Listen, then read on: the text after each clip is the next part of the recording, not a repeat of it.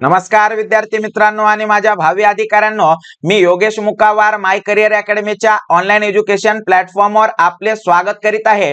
विद्यार्थी मित्रांनो, आजचा टॉपिक आपला आहे कोणत्याही अपूर्णांकाची टक्केवारी कशी काढावी यावर आपण आपलं आजचं लेक्चर कव्हर करणार आहोत। मित्रांनो पहा, तुमच्या समोर साधा आणि सोपा एक प्रश्न घेतलेला आहे। प्रश्न काय म्हणतो तुम्ही पाहू शकता। 60 चे 10% किती असा प्रश्न आपल्याला विचारण्यात आलेला आहे। मित्रांनो, या प्रश्नाला मी दोन पद्धतीने तुम्हाला सोडून दाखवणार आहे। पहा, पहिली पद्धत, आता 60 चे 10% किती असा आपल्याला प्रश्न विचारला तर मित्रांनो आपण 10% काढण्याच्या ऐवजी आपण काय करू, पहिला म्हणजे आपण 1% काढू। आता 60 चे 1% होतात विद्यार्थी मित्रांनो 0.60 म्हणजेच 0.60 आपण असं गृहीत धरू। आता याला जर आपण 10 ने गुणलं तर मित्रांनो 10% आपले निघून जातील। याला 10 ने कसं गुणणार पहा, 10 0 0 10 सख 60 पहा, या ठिकाणी 10 सख 60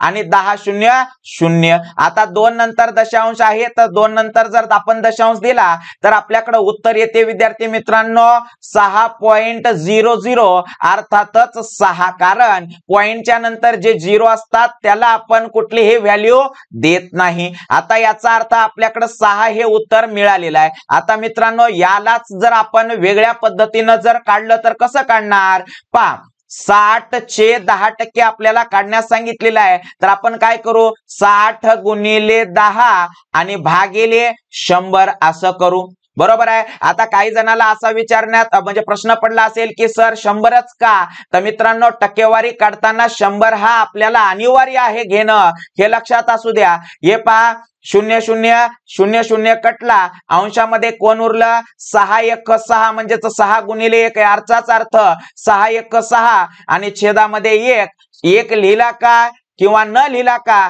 काही फरक पडणार नाही, म्हणून उत्तर आपल्याकडे मिळालेलं आहे 6। आणि मित्रांनो दोन्ही उत्तर आपले सेम आहेत, पाहून घेऊ शकता।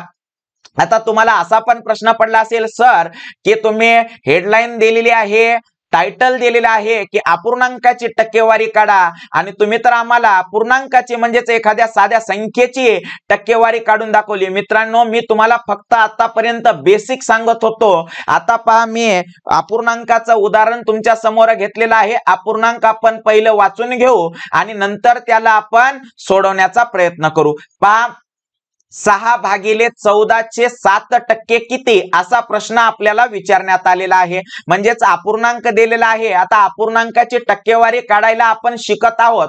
पहा मित्रांनो, आपण पद्धत नंबर 2 मेथड नंबर 2 नुसार आपण काढणार आहोत। पहा विद्यार्थी मित्रांनो, काय करणार, 6 भागिले 14 सर्वप्रथम जशास तसे लिहिणार आणि गुणिले काय करणार विद्यार्थी मित्रांनो 7 करणार।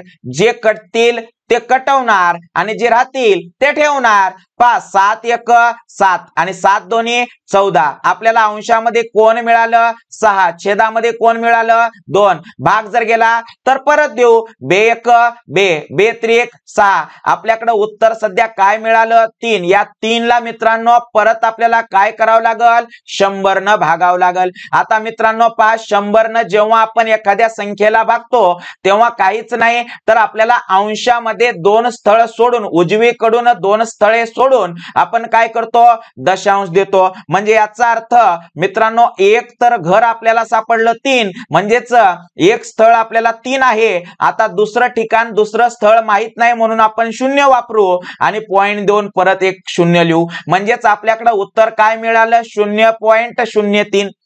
आता मित्रांनो काही विद्यार्थ्यांना काही मित्रांना हे कसं आलं समजलं नसेल तर प्रत्यक्षात तुम्हाला मी भागाकार या ठिकाणी करून दाखवतो। तुम्ही पाहू शकता 100 भागिले 3, मित्रांनो 100 या संख्येनं आपल्याला 3 ला भागायचं आहे। 3 ही संख्या लहान आहे, भाग जात नाही, म्हणून आपण काय करणार या ठिकाणी पॉइंट देऊन 0 वाढवणार। आता मित्रांनो पहा, भाग परत जात नाही कारण संख्या लहान आहे, म्हणून या ठिकाणी 0 देऊन परत 0 वाढवणार। आता पहा मोठी संख्या झालेली आहे, आपल्याला दिसत आहे 100 3 300 होतात, म्हणून 300 मधून 300 गेले तर उरते बाकी 0 आणि मित्रांनो भागाकार आपल्याकडे आलेला आहे 0. पहा या ठिकाणी 0.03 हा आपल्याला भागाकार मिळालेला आहे आणि हेच उत्तर आपण शॉर्टकट पद्धतीने पण काढलेलं आहे विद्यार्थी मित्रांनो. पहा परत आपण आणखीन एक प्रश्न पाहू याच पद्धतीचा. प्रश्न काय म्हणतो, 5/9 चे 27% किती असा प्रश्न आपल्याला विचारण्यात आलेला आहे. आता मित्रांनो पहा आपण काय करणार, 5/9 जशास तसं लिहून घेऊ आणि गुणिले 27 असं करू. जे कटतील त्याला भाग देऊन घेऊ. पहा 9 1 9 9 त्रिक 27 अंशामध्ये आपल्याला कोण दिसत आहे 5 गुणिले 3 5 गुणिले 3 म्हणजेच 5 त्रिक 15. या आलेल्या उत्तराला मित्रांनो आपल्याला काय करायचं आहे 100 न भागायचं आहे. आता 100 न भागण्यासाठी मी तुम्हाला फॉर्म्युला काय सांगितला मित्रांनो की उजवीकडून अंशामध्ये उजवीकडून 2 स्थळे सोडून पॉइंट द्यायचा. आपल्याकडे मित्रांनो काय आहे 2 स्थळे या ठिकाणी आपल्याला दिसत आहेत. पहिलं 5 दुसरं 1 आणि हे सोडून आपल्याला दशांश द्यायचा आहे. म्हणजेच उत्तर आपल्याला किती मिळालं 0.15. आता काही विद्यार्थ्याला जर समजलं नसेल तर मित्रांनो परत एक वेळेस मी भागाकार करून देईल. पहा 100 या संख्येनं 15 या संख्येला जर आपल्याला भागायचं असेल तर आपण कसं भागू, तर मित्रांनो पहा भाग जात नाही म्हणून या ठिकाणी आपण काय घेणार पॉइंट देणार 0 घेणार म्हणजेच दशांश देऊन 0 घेणार. आता किती आले 150 झाले, भाग जातो. पहा 100 1 100 आणि मित्रांनो 50 उरले. 150 मधून जेव्हा 100 वजा केल्या जाते तेव्हा 50 उरतात. परत आपल्याला भाग जात नाही तर मित्रांनो काय करणार या ठिकाणी 0 वाढवणार म्हणजे किती झाले 500. आता पहा 100 5 500 म्हणजेच विद्यार्थी मित्रांनो बाकी आली 0 आणि उत्तर म्हणजेच भागाकार आपल्याकडे आलेला आहे 0.15 आणि हेच आपण शॉर्टकट पद्धतीने पण काढून दाखवलेलं आहे. परत पहा आपण समोर आणखीन एक गणित तुमच्यासाठी घेऊन आलेलो आहे. पहा विद्यार्थी मित्रांनो काय म्हणते गणित, 15/14 चे 7% किती असा प्रश्न आपल्याला विचारण्यात आलेला आहे. पहा मग काय करणार उत्तर आपण काय करणार 15/14 सर्वप्रथम जशास तसं लिहिणार आणि गुणिले 7 करणार. आता जे कटतील ते कटवणार म्हणजेच 7 1 7 7 2 14 आपल्याकडे उरलेत अंशामध्ये 15 आणि छेदामध्ये 2. आता याला जर आपण 2 ने 15 ला जर भाग दिलं मित्रांनो तर उत्तर आपल्याकडे येते 15 च्या अर्धे किती होतात तर 7.5 किती होतात 7.5 म्हणजेच 7.5. या 7.5 ला मित्रांनो आपण जर 100 ने भाग दिलं तर पहा 100 ने जर भाग दिलं तर आपल्याकडे उत्तर काय राहते विद्यार्थी मित्रांनो तुम्हाला माहित आहे मी काय सांगितलं कोणत्याही संख्येला जर आपण 100 ने भाग देत असाल तर काय करणार अंशामध्ये उजवीकडून 2 स्थळे किंवा 2 घरे सोडून दशांश द्यायचा असतो. आता विद्यार्थी मित्रांनो पहा आपण काय करू संख्या लिहून घेऊ. पहा या ठिकाणी आपण असं लिहू की सध्या 75 आहे असं समजू. मग आपण या ठिकाणी जर असं लिहिलं 75 असं लिहिलं.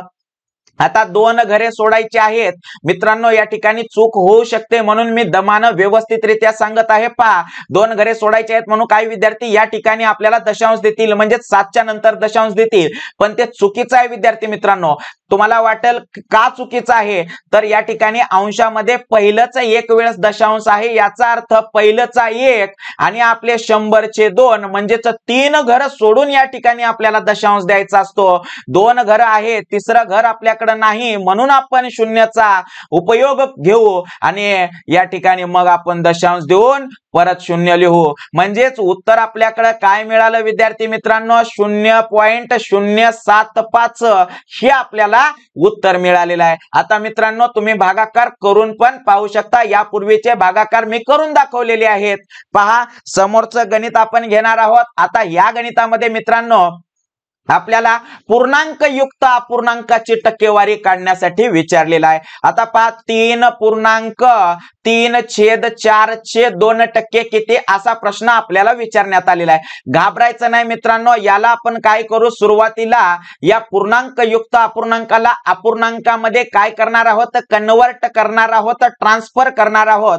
पहा 4 त्रिकम 12, 12 आणि 3, कारण या ठिकाणी कोणतेही चिन्ह नाही म्हणजे प्लस होते। पहा विद्यार्थी मित्रांनो, या दोघाचा गुणाकार करत आहे, 4 त्रिकम 12, 12 मध्ये मी काय करत आहे, 3 ऍड करत आहे आणि 12 आणि 3 होतात विद्यार्थी मित्रांनो 15, 15/4 चे 2% म्हणजे गुणिले 2। समजलं? मग आता बाकी सगळं सेम आहे। पहा जे कटतील ते कटवणार, काय करणार, बे 1 बे, बे 2 4, म्हणजेच उत्तर काय आलं, अंशामध्ये आपल्याला कोण दिसत आहे 15 आणि छेदात कोण दिसत आहे 2 दिसत आहे। आता 2 न जर मित्रांनो 15 या संख्येला भागलं तर तुम्हाला माहित आहे 15 चे अर्धे म्हणजेच 7.5, म्हणजेच याचा अर्थ 7.5। 7.5 ला जर 100 न भागायचं असेल, यापूर्वीच्याच गणितामध्ये मित्रांनो आपण ते कव्हर करून घेतलेलं आहे, आपल्याला डबल सांगायची गरज नाही। जेव्हा आपण 7.5 या संख्येला 100 ने भागतो तेव्हा विद्यार्थी मित्रांनो आपल्याकडे उत्तर असं येते 0.075 म्हणजेच 75 असं येते। आणि हे कसं आलं हे यापूर्वीच्याच उदाहरणामध्ये मी सांगितलेलं आहे, म्हणून डबल सांगत नाही विद्यार्थी मित्रांनो। परत पहा, आपण आणखीन एक असाच उदाहरण घेणार आहोत, पूर्णांकयुक्त अपूर्णांकाचं उदाहरण घेत आहोत।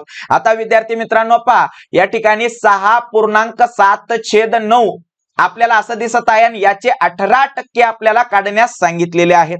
आता पहा काय करणार, सर्वप्रथम आपण या दोघाचा गुणाकार करणार, म्हणजे 9 सख 54, 54 आणि 7। आता विद्यार्थी मित्रांनो 54 आणि 7 होतात 61, किती होतात 61। पहा या ठिकाणी मी लिहितो 61/9 आणि गुणिले 18, गुणिले 18। आता पहा विद्यार्थी मित्रांनो 9 1 9, 9 2 18, म्हणजेच आपल्याला अंशामध्ये कोण सापडले, कोण मिळाले 61 गुणिले 2, म्हणजेच 61 दोन्ही होतात विद्यार्थी मित्रांनो। पहा बे 1 बे आणि 6 2 12, म्हणजेच 122। 122 ला जर आपण 100 ने भागलो तर मित्रांनो उत्तर आपल्याकडे काय मिळणार तुम्हाला माहित आहे।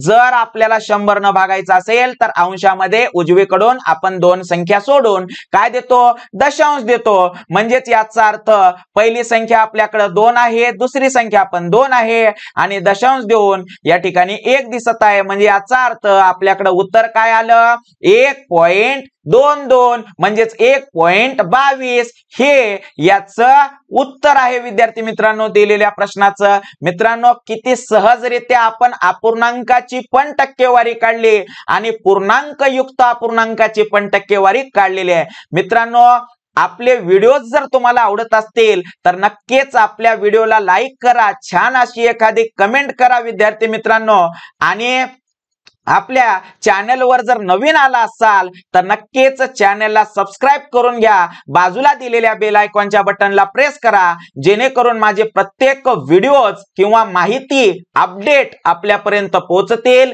धन्यवाद विद्यार्थी मित्रांनो।